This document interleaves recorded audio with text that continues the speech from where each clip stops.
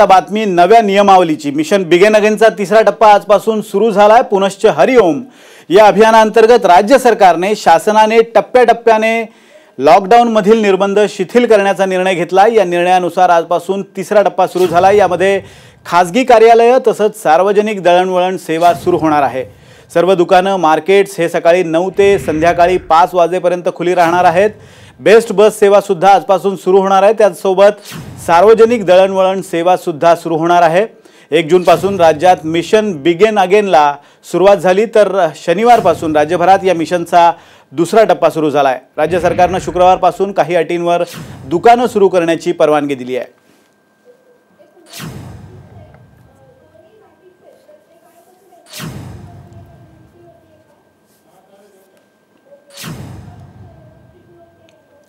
दरम्यान आजपासून राज्यात काय काय सुरू राहणार आणि काय बंद राहणार त्यावर सुद्धा एक नजर टाकूयात।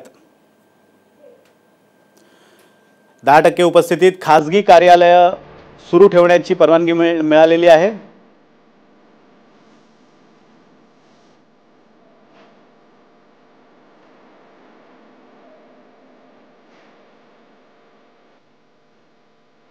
राज्यात काय काय सुरू काय काय बंद याची आपण यादी पाहतोय। ऑड इव्हन फॉर्म्युलानुसार मुंबईत दुकाने सुरू राहणार आहेत। मुंबईत बेस्ट बस सुरू होणार आहे। एका सीटवर एकाच प्रवासाची मुभा असणार आहे। बेस्ट बसमध्ये 5 प्रवासी उभ्याने प्रवास करू शकणार आहेत। 10% उपस्थितीत खासगी कार्यालय सुरू करण्याची आजपासून मुभा देण्यात आली आहे।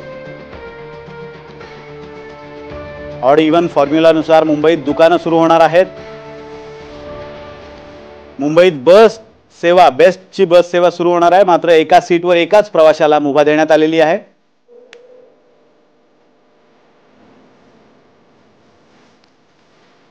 उत्तरपत्रिका तपासणी, निकाल लावण्यासाठी आणि ऑनलाईन शिक्षणासाठी शाळा म्हणजे शिक्षणेतर कामासाठी शाळा सुरू राहण्याची परवानगी देण्यात आली आहे।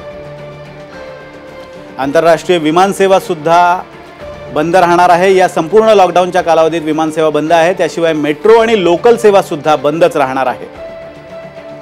प्रत्येक ठिकाणी सोशल डिस्टन्सिंगचं पालन करणं बंधनकारक आहे।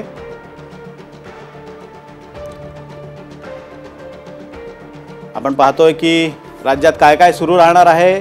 शालेय कामं सुरू करण्याची परवानगी देण्यात आलेली आहे। शिक्षणाव्यतिरिक्त जी कामं आहेत, उत्तरपत्रिका तपासणी असेल किंवा निकाल लावण्यासाठी ची प्रक्रिया असेल आणि ऑनलाईन शिक्षणासाठी शाळा सुरू राहणार आहेत।